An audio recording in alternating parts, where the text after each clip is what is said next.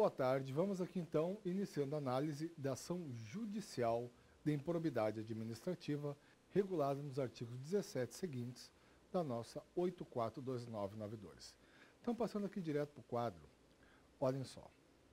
Antes de propriamente iniciar a análise, duas considerações genéricas sobre a nossa ação de improbidade, frisando, né, pessoal? Estamos agora no contexto da ação propriamente judicial de improbidade administrativa. Vejam só, qual é a natureza da ação de improbidade? Pois bem, a natureza da ação de improbidade é de ação civil pública, o que significa que no que couber incidem as disposições da Lei 7347 de 1985. Por quê? Vejam só aqui. Qual é a relevância prática, vamos dizer assim, atualmente, dessa informação? Na verdade, pouca. Por quê? Aqui. O artigo 17 da 842992, ele tinha poucas normas de natureza efetivamente processual. Aqui. Só que, em 2001, a medida provisória 2180 de 35, que vocês veem mencionado em todos os dispositivos finais do artigo 17, ela trouxe normas processuais suficientes, vamos assim dizer, para o trâmite da ação de improbidade administrativa. Como não havia essas ações logo quando não havia essas disposições logo quando da entrada em vigor da 8429, a jurisprudência teve que quebrar o galho. Ao dizer que a natureza da ação de improbidade de ação civil pública significa dizer que eram passíveis de aplicação as disposições da Lei 734785. Então, isso permanece valendo. Mas o que eu quis esclarecer para vocês é que, hoje, pela complementação do artigo 17, pela legislação posterior, nós já temos um rol mínimo de normas suficientes para o trâmite básico da ação de improbidade administrativa. Pois bem, logo no começo aqui, eu destaquei que a ação de improbidade propriamente dita é a alemação interposta tranquilamente perante o Poder Judiciário. Mas nós temos que ter aqui, fazer o seguinte raciocínio, qual seja que o ato, os atos.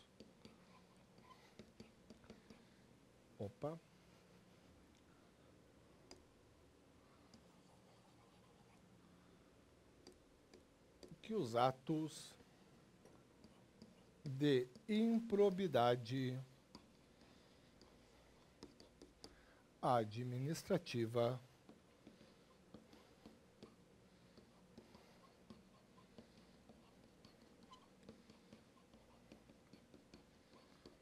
são passíveis. Deixa eu botar uma outra página.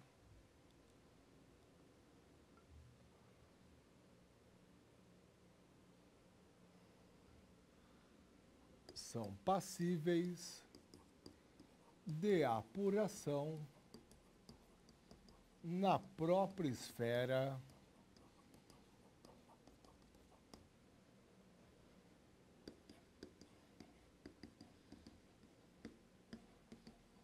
administrativa.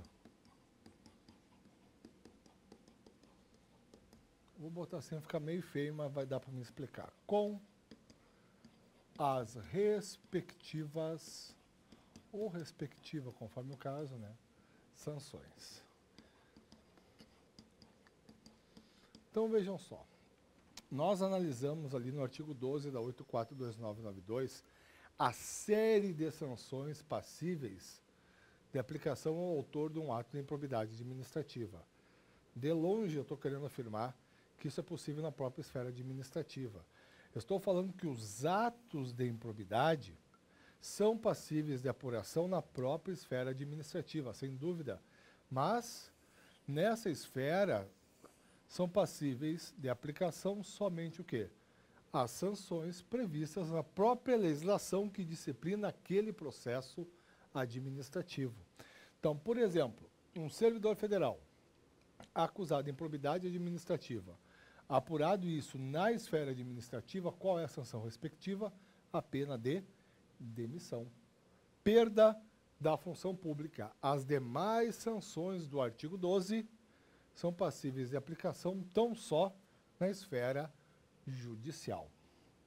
Pois bem, então, feita a ressalva que a ação que nós estamos tratando é uma ação interposta ao Poder Judiciário, o que não impede a apuração do ato de improbidade na esfera administrativa, incidindo tão só aí no caso as sanções previstas na legislação que regula aquele processo. Vamos agora, então, aqui para o artigo 17. Iniciando a leitura. A ação principal, que terá o rito ordinário, será proposta por quem? Pelos cidadãos em geral? Infelizmente não.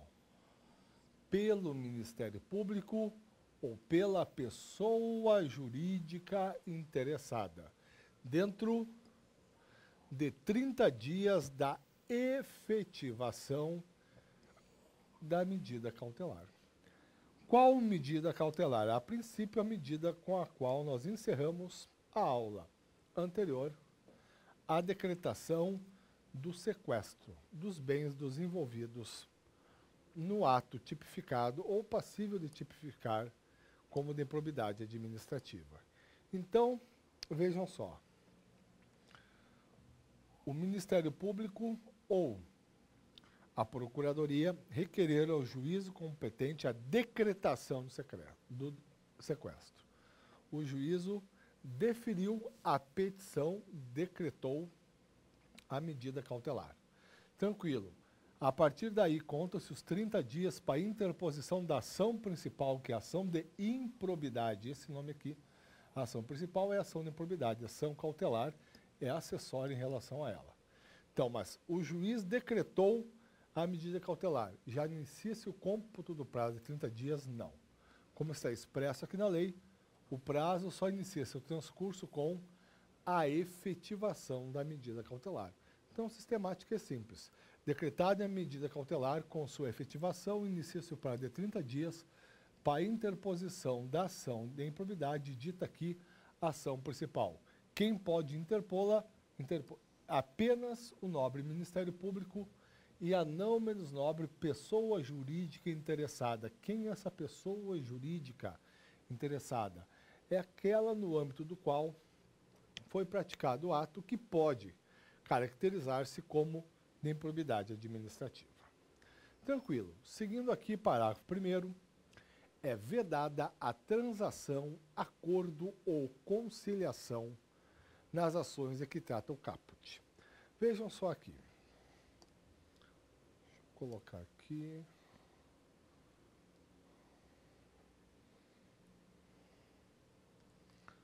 Transação, acordo, conciliação são instrumentos de natureza processual que permitem o término do litígio mediante... Deixa eu tirar aqui.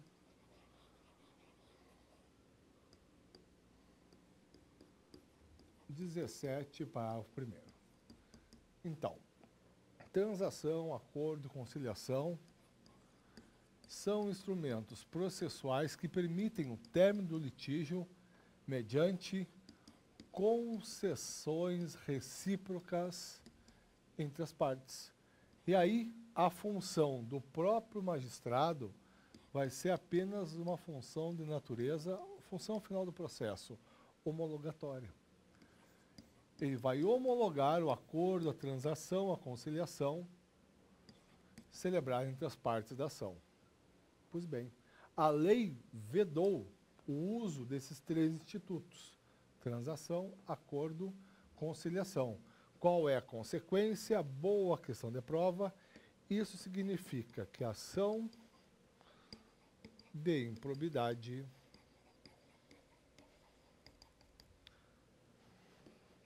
Opa. Ação de improbidade. Só um segundo. Perfeito.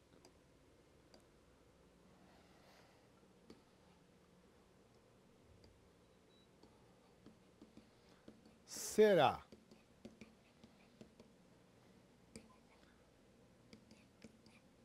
só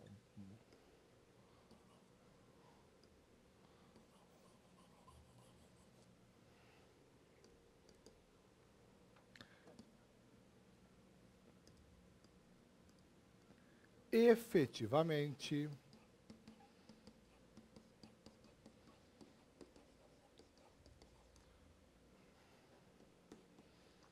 decidida pelo magistrado. Claro, quem não tem, eu estou sendo bem singelo aqui na explicação, mas quem não tem intimidade com o direito processual ainda assim pode ficar na dúvida. É que quando é possível, 17 primeiro, transação, acordo e conciliação, as próprias partes definem o mérito da ação mediante concessões recíprocas. E a atuação do magistrado é meramente homologatória. Se limita a homologar as decisões tomadas pela parte e que foram consubstanciadas no acordo, na transação, na conciliação. Como isso não pode ocorrer na ação de improbidade, significa dizer que, aqui no caso, ela será efetivamente decidida pelo magistrado. Pois bem, voltando aqui, parágrafo 2º, tranquilo, tranquilo. A Fazenda Pública, quando for o caso, promoverá as ações necessárias à complementação do ressarcimento do patrimônio público. Tranquilo, seguimos aqui. Vamos para o parágrafo 3º, um parágrafo importante, que cai bastante em prova e dificulta, porque não há uma expressa menção da regra na própria 842992. Há tão só uma remissão. Veja o que diz o nosso parágrafo 3º. No caso de a ação principal ter sido proposta pelo Ministério Público, aplica-se no que couber o disposto no parágrafo 3º do artigo 6º da Lei 7417, de 29 de junho de 1995. Vejam só, o que nos diz, e é por isso que a questão é boa, deixa eu botar aqui em outra cor, o parágrafo 3º do artigo 6º da Lei número 4717. Vamos abrir aqui uma nova página, que é uma sistemática extremamente interessante. Pois bem, a Lei 4717 é a lei que regula a ação popular. E no dispositivo em questão, ou seja, no artigo 6º, parágrafo 3º, vou transcrever aqui o dispositivo, que eu acho que é válido aqui para o nosso conhecimento. Diz o quê?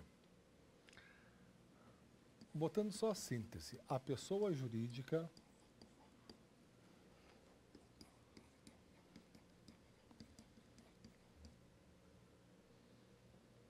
cujo ato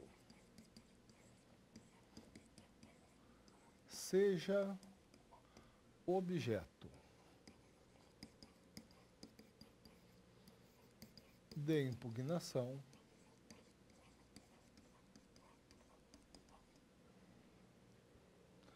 poderá abster-se de contestar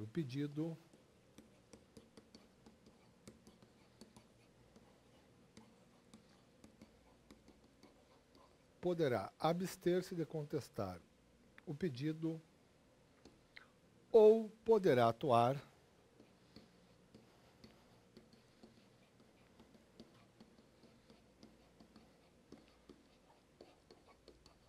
ao lado do autor. Quase fechando aqui a regra.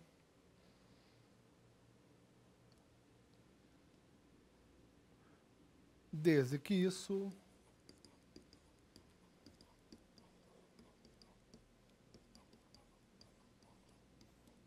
se afigure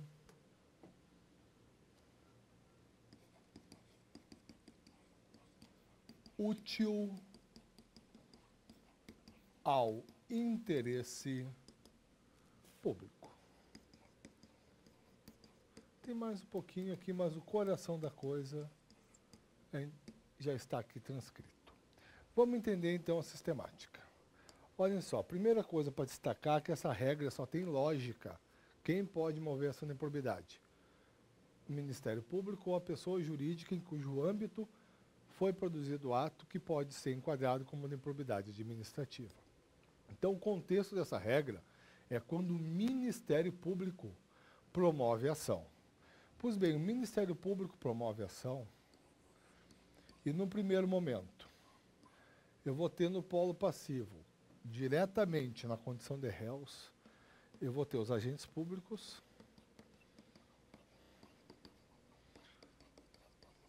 e eu vou ter, eventualmente, também particulares. Pois bem, só que como o ato foi praticado no âmbito da pessoa jurídica, ela inicialmente vai estar aqui. Aqui eu vou ter o polo ativo da ação, aqui eu vou ter o polo passivo da ação. Pois bem, aí o que nos diz o dispositivo em apreço? Isso aqui eu vou ler novamente. A pessoa jurídica cujo ato seja objeto de impugnação, ou seja, na verdade, aquela em cujo âmbito foi produzido o ato, pode fazer o quê? Abster-se de contestar o pedido ou poderá atuar ao lado do autor, no caso do Ministério Público, desde que isso se afigure útil ao interesse público. Então, em síntese, conforme assim considerar o dirigente ou corpo de direção da entidade, interposta uma ação de improbidade pelo Ministério Público, eu posso ter três situações: o Ministério Público no polo ativo e a pessoa jurídica no polo passivo. Eu posso ter simplesmente aqui a pessoa jurídica deixando de contestar a ação e, a partir daí, não participando mais da ação de improbidade. E, por fim, eu posso ter a pessoa jurídica passando a atuar no polo ativo da ação junto ao Ministério Público. Então, Ministério Público no polo ativo, pessoa jurídica no polo passivo. Ministério Público interpõe a ação, a pessoa jurídica deixa de apresentar uma contestação e simplesmente passa, por decisão própria, a não participar mais do processo. E, por fim, conforme entender o representante da entidade, a pessoa jurídica pode se unir ao Ministério Público no polo ativo da ação, formando, portanto, um litisconsórcio ativo. É isso que é autorizado, são essas três possibilidades que advêm da interpretação do parágrafo 3º. Tranquilo. Mas a ação pode ser interposta, como já sabemos, também pela própria pessoa jurídica. Aí incide em caráter absoluto a regra do parágrafo 4º, que nos diz o seguinte: o Ministério Público, se não intervir no processo como parte, atuará obrigatoriamente como fiscal da lei, sob pena de nulidade.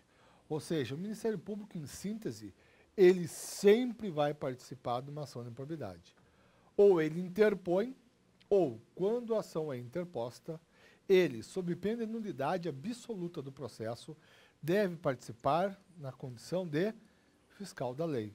Ou seja, como visando assegurar que a legislação material e processual seja adequadamente observada naquela ação de improbidade. Seguindo aqui, parágrafo 5º. Isso aqui é a regra que fala da prevenção, bem tranquilo.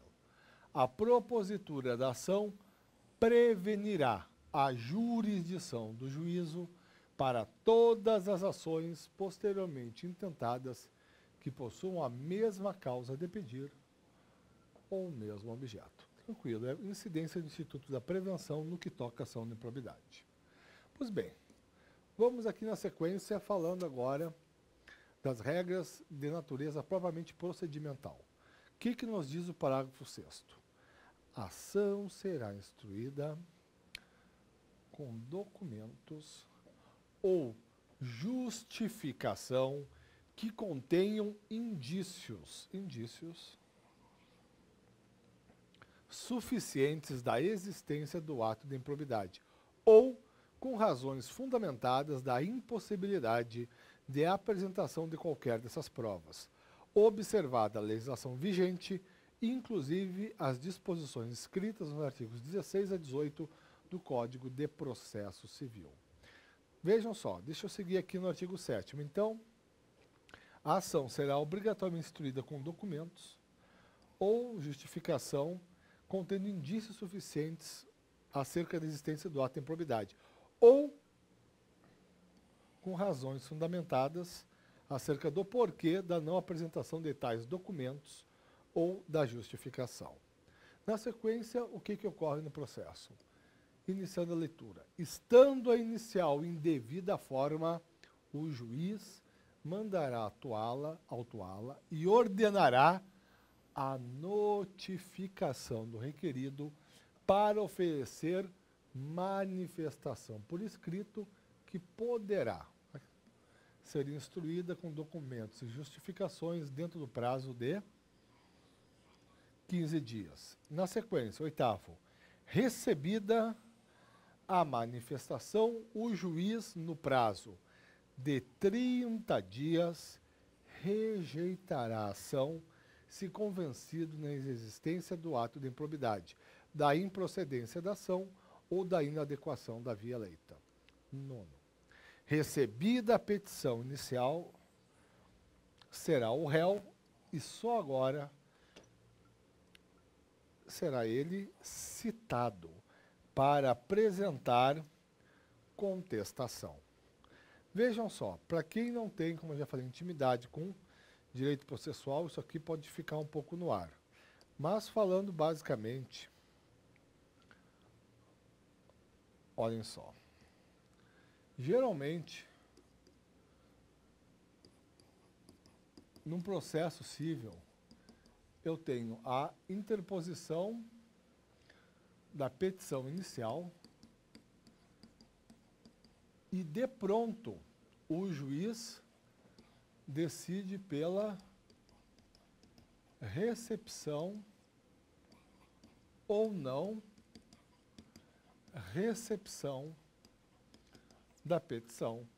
Se ele decidir pela recepção, ele imediatamente determina a citação do réu para fins de contestação. Pois bem, qual foi a opção do legislador? Ele criou, vamos assim dizer, um pré-procedimento no bojo da ação principal, em que tu tem aqui o momento processual antes de se chegar à contestação propriamente dita. Isso é para dificultar a interposição de ações em propriedade caluniosas, fraudulentas. Então, como é que funciona aqui? Estou voltando para o parágrafo 6º. Desculpem, para o parágrafo 7º. Foi apresentada inicial. O que o juiz faz nesse momento? Ele analisa se a inicial está adequada e aí determina não a citação, mas sim a notificação. Cuidado com esses termos, principalmente para quem não é da área jurídica, porque notificação não é citação. Se cita para apresentar contestação. Aqui existe uma notificação para que o requerido apresente uma manifestação por escrito, no prazo de 15 dias. Pois bem, uma vez recebida essa manifestação, aí o juiz vai ter 30 dias para decidir se ele aceita a ação, ou desculpe, se ele rejeita a ação. Isso vai ocorrer se pelos elementos que ele já dispõe está convencido que não existe ato de improbidade, que a ação não é que a ação é improcedente ou que a via escolhida é inadequada. Se o juiz rejeitar a inicial, extingue-se o processo, sendo sua decisão passível de apelação. Aqui no 9º, se o juiz recebe a petição inicial, aí sim tem prosseguimento regular, vamos assim dizer, dentro do trâmite ordinário dos processos cíveis. O juiz aqui recebe a petição inicial e aí sim, o antes requerido se transforma em réu, sendo agora assim, não notificado, mas citado para apresentar não manifestação por escrito, e sim uma contestação. Tranquilo. Seguimos aqui o parágrafo 10. Da decisão que receber a petição inicial, caberá agravo de instrumento. Não vou escrever, tá? A petição que recebe a ação inicial é passível de impugnação por agravo de instrumento. A decisão que decide pela não recepção da petição, como eu falei antes, é passível de apelação. Parágrafo 11. Veja como é enfático o legislador em buscar dificultar, vamos assim dizer, o trâmite de ação de improbidade que não tem uma fundamentação idônea suficiente. Olha o que diz aqui, ó. Em qualquer fase do processo, reconhecida a inadequação da ação de improbidade, o juiz extinguirá o processo sem julgamento do mérito. Tranquilo. Parágrafo 12. Aplica-se aos depoimentos ou inquirições realizados nos processos regidos por essa lei o disposto no artigo 221, caput 1º do Código de Processo Penal. Tranquilo. Vamos seguir aqui, artigo 18. A sentença que julgar procedente ação civil de reparação de danos ou decretar a perda dos bens havidos ilicitamente determinará o pagamento ou a reversão dos bens, conforme o caso, em favor da pessoa jurídica prejudicada pelo ilícito. Aqui é bom a gente frisar que a natureza da ação de improbidade é eminentemente condenatória. Visa-se principalmente aqui a punição dos autores do ato de improbidade e a recomposição do erário.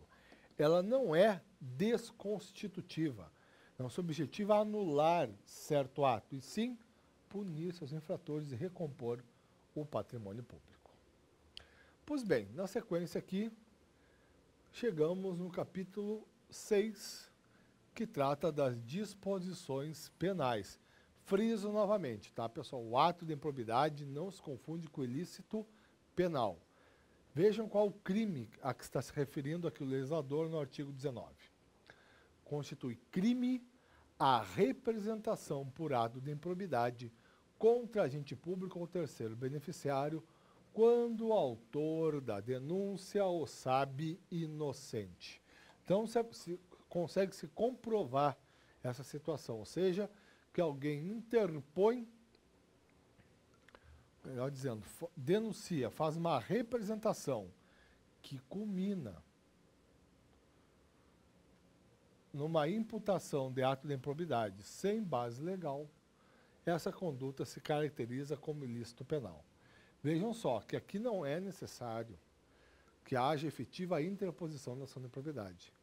O autor, qualquer cidadão, interpõe uma representação sabendo que ela é fraudulenta, ou seja, sabendo que, na verdade, a pessoa, aquele a quem é imputado o ato, não o praticou, ou aquele ato não configura ato de improbidade administrativa. Mas a pena é light, tá, pessoal? É detenção de 6 a 10 meses e multa. Fechando aqui o parágrafo único, nos diz que, além da sanção penal, o denunciante está sujeito a indenizar o denunciado pelos danos materiais, morais ou imagem que houver provocado. Tranquilo. Pessoal, paramos aqui, prosseguimos na próxima aula. Obrigado a todos pela atenção e até lá.